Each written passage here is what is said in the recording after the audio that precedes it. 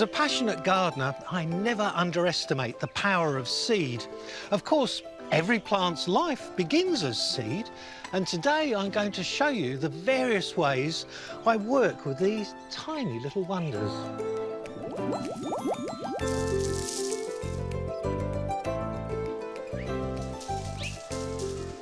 That sounds a little seedy. You've probably saved seed to propagate plants in your own garden.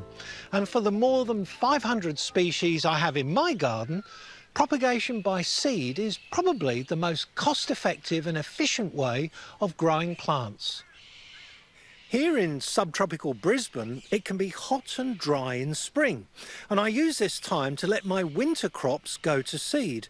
And rather than watering, which can be really hard work, I use the conditions to help ripen my seed. So I use spring to create my primary seed crop. This is my Ethiopian cabbage, and to save the seed, you just harvest a few pods.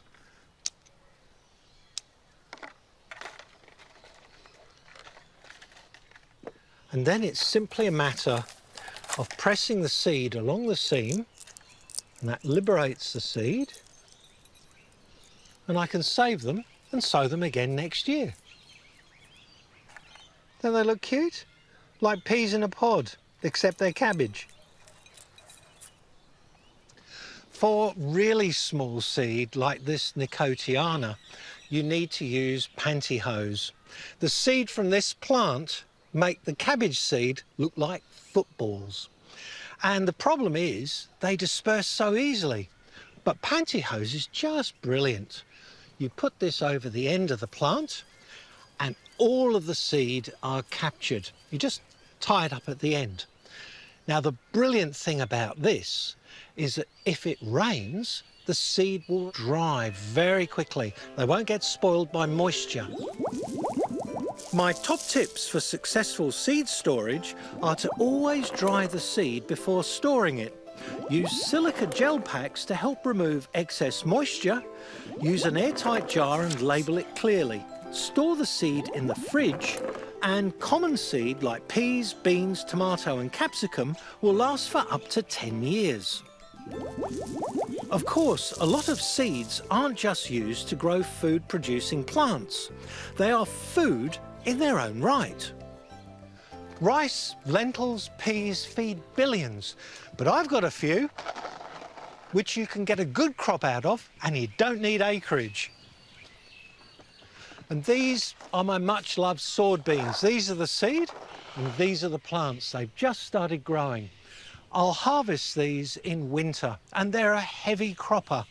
You peel the fresh seed and boil them, and as far as protein content goes, they're every bit as nutritious as steak. Another favourite edible seed of mine is sesame. It's a heat-tolerant, quick-growing crop, and these seedlings here are just ready for thinning. I find the flavour of black sesame is far richer than the shop-bought white sesame seed, and it's far more nutritious as well. Many spices are made from seeds, such as cumin, coriander and mustard. I've got a few spicy numbers growing in my garden, including this black pepper, which is happily climbing a fruit tree. It's more commonly grown on palm tree trunks because it accepts quite a lot of sunshine.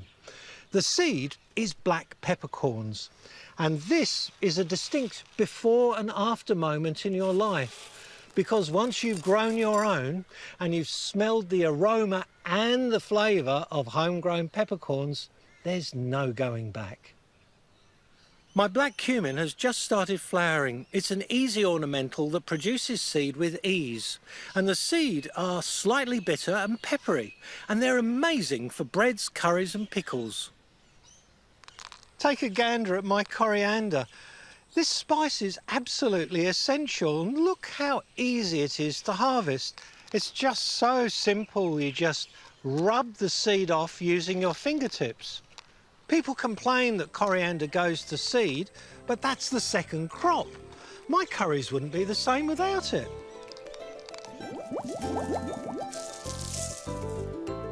Seed can also be turned into fresh, tasty sprouts in a matter of days. The process of sprouting is so simple. Sprouts are essentially germinating seeds, so most things work. Think beans, radish, mustard seed and pumpkin. So why not experiment? You don't need a garden to grow sprouts. All you need is a well-lit windowsill. To get them going, you use a sterilised jar. I put a tablespoonful of mung bean seed in, soak them in water overnight. The following morning, you put a little bit of shade cloth over the top, use a rubber band to hold it in position, and then you turn it upside down to drain off all the surplus water. Every morning, every evening, you fill it with water, rinse it around and then drain off the water, and in days you've got nutritionally dense food, which is at its best before the seedlings produce their first pair of true leaves. I think seeds are absolutely wonderful, in particular the way they give a gardener agency.